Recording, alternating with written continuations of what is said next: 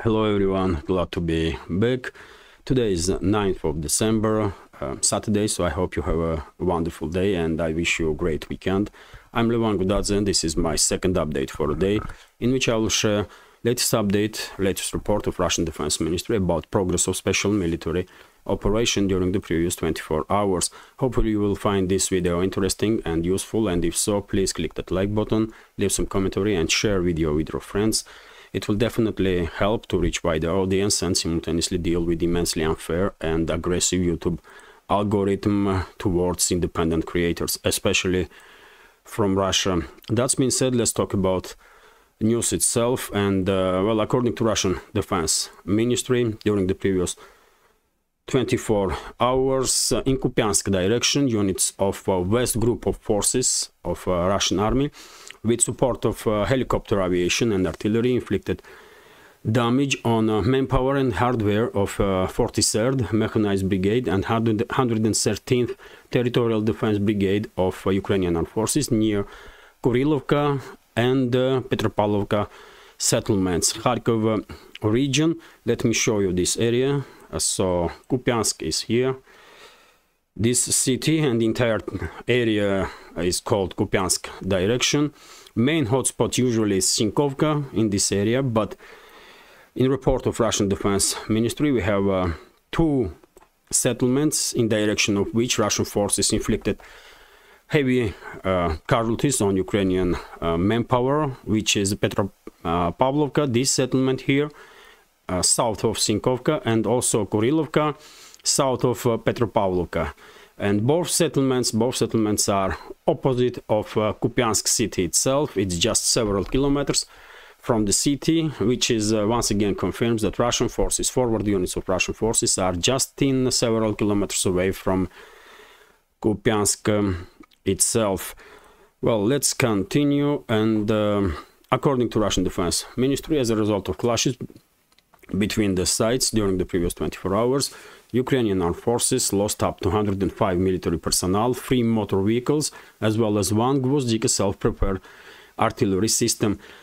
In comparison to previous day, yesterday was significantly active on this sector of the front line, and casualty number on part of Ukrainian forces are also significantly higher. Next is Krasny Liman direction, hotspot for last at least several weeks now, where intensity of clashes between the sides are quite high.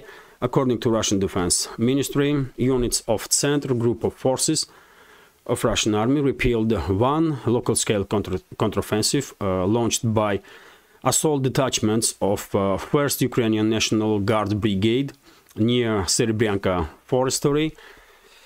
In addition, strikes were delivered at a cluster of manpower near Grigorievka, manpower of Ukrainian Armed Forces, near Grigorievka village. When it comes to Krasny Liman direction, we are talking about entire this area, basically south of Kupiansk itself and up to Seversk city. Entire this area is Krasny Liman direction, and Serebryanka Forestry is this forested area, dear friends. Let's continue. According to Defense Ministry, as a result of clashes during the previous 24 hours, Ukrainian forces lost up to 155 military personnel on Krasny Liman direction, as well as 2 armored fighting vehicles and 3 motor vehicles. Intensity of clashes during the previous 24 hours were slightly less than in previous days, although number of casualties is still quite high, 155 military personnel on part of Ukrainian armed forces.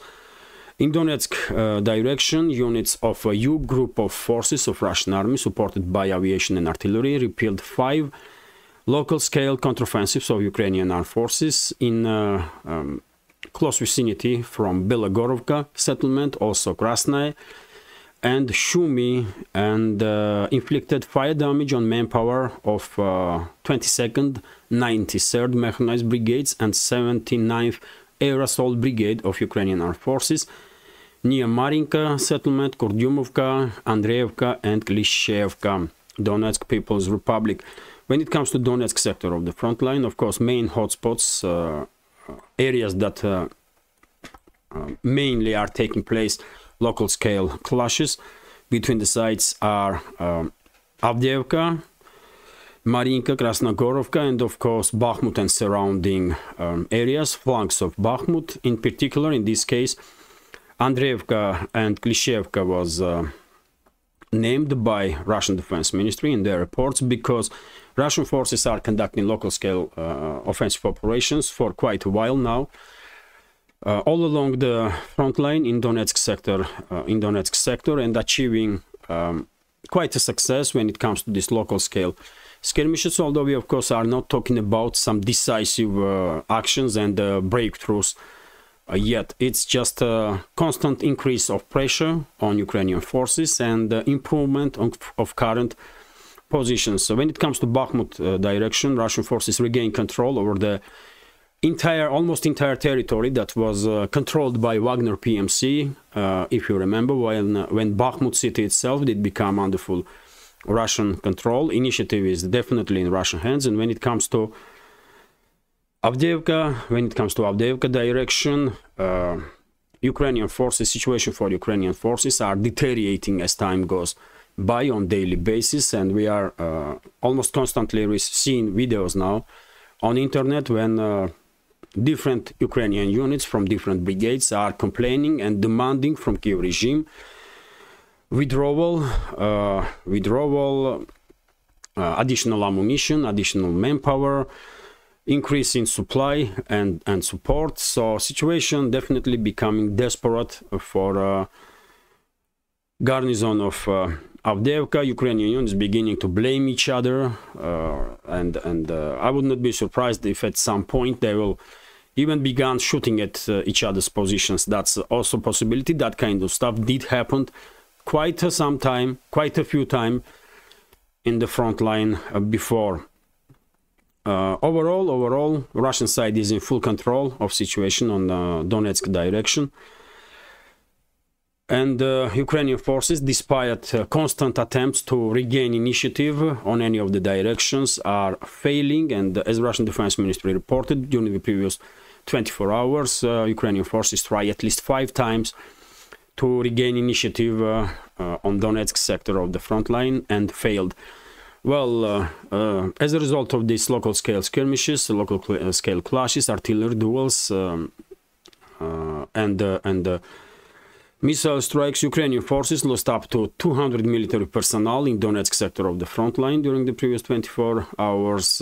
Also 2 armored fighting vehicles, 2 motor vehicles, 1 Stab B howitzer and 1 D-30 field gun. Next is South Donetsk sector of the front line, which is this area, dear friends. This area in between Donetsk and the Zaporozhye sectors of the front, with main point of clashes between the sides are this village here, Novomikhailivka on one side, and partially Ugledar itself, and of course Vremevsky salient, so-called Vremevsky salient. So according to Russian Defense Ministry, units of East group of forces of Russian army, supported by frontline aviation, helicopters in this case, and artillery, repelled 1 local-scale counteroffensive from Ukrainian forces launched by assault detachment of 58th Motorized Rifle Brigade near Novodonetskaya, Donetsk People's Republic. As a result of clashes between the sides during the previous 24 hours, Ukrainian army lost 80 military personnel killed and wounded, as well as 2 motor vehicles. Next is Zaporozhye sector of the front line. And well, Zaporozhye is this area, and both sectors, South Donetsk and Zaporozhye sector, as well as Kherson sector, we can say, that are located on a land bridge between Crimea and mainland Russia. And Zaporozhye and South Donetsk sectors were main axis of Ukrainian so-called counteroffensive that began on 4th of June and miserably failed for Kyiv regime. And this is Zaporozhye region, where main hotspot is Orekhov bridgehead, this area here. Let's see what Russian Defense Ministry is reporting about this area. So units of Russian group of forces supported by aviation and artillery inflicted fire damage on manpower and hardware of 33rd, 117th, 118th Mechanized Brigades and 128th Mountain Assault Brigade of Ukrainian Armed Forces close to Stepnogorsk, Pitikhatki, Verbovo and Rabotina, Zaporozhye region. The losses of Ukrainian armed forces in this area during the previous 24 hours amounted up to 35 military personnel, 2 motor vehicles, 1 D-30 howitzers, as well as 1 Gvozdika self-prepared artillery system.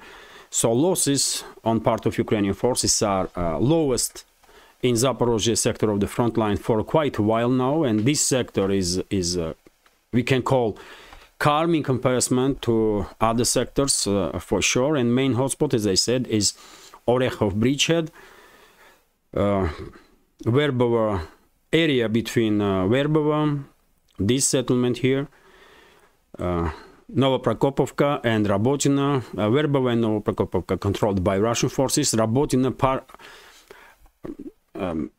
formally controlled by Ukrainian forces, but in reality, it's becoming more and more difficult for Ukrainian forces to maintain their foothold, their presence in Rabotina settlement, and Russian forces on a regular basis are conducting local-scale offensive operations and basically pushing back Ukrainian forces from this area. I would not be surprised if in upcoming days, maybe week, Ukrainian forces finally will flee Rabotina settlement. And also Russian Defense Ministry mentioned this settlement here, Pitikhatki, on the western part of Orekhov bridgehead. In this area, Zhiribyanki and Pitikhatki were hotspots since the beginning of Ukrainian so-called counteroffensive on 4th of June.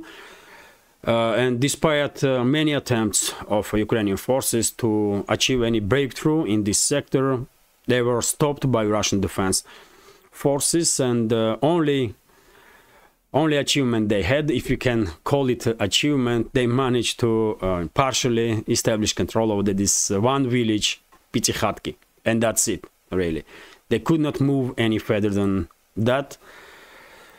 And this settlement, Pitikhatki, is in gray zone at this moment. No one side has full control over that settlement, and basically nothing is left from village itself. It's almost erased from face of the earth as a result of constant fight, intense fight between the sides. And finally, Kherson direction. According to Russian Defense Ministry, as a result of actions of Russian group of forces supported by artillery and aviation, Ukrainian armed forces lost up to 50 military personnel and 3 motor vehicles in Kherson direction. And main hotspots in this area are still this small foothold of Ukrainian forces in central area of Krinky village in between Novaya Kakhovka and Aleshki. This is Aleshki town, and this is Novaya Kakhovka. And Krinky located somewhere in between of these two. And also we can call hotspot areas right next to destroyed Antonovsky bridge and the railway bridge. Although activity, as I mentioned in my previous updates, activity of Ukrainian side in this area decreasing significantly last several days. And I guess we can say at this point that probably Kiev regime and general staff of Ukrainian army did realize that left bank was a trap created by Russian side for Ukrainian forces, and they fell to this trap. And to minimize casualties, I guess decision was made to decrease activity, decrease number of crossings of Dnieper river, and as a result, we can clearly see decrease in casualty numbers also on part of Ukrainian armed forces. And well, this is it when it comes to previous 24 hours. Latest report from Russian Defense Ministry. Overall, Ukrainian forces during the previous 24 hours, if we combined all the casualty numbers from every sector of the front line, Ukrainian forces lost up to 600 military personnel and 25 different type of military equipment, armored personnel carriers, infantry fighting vehicles, artillery systems, and motor vehicles. This is it for this short summary. Hopefully you will find this video interesting and useful, and if so, please, dear friends, click that like button, leave some commentary, and share video with your friends. It will definitely help to deal with YouTube's algorithm. Have a great day and take care.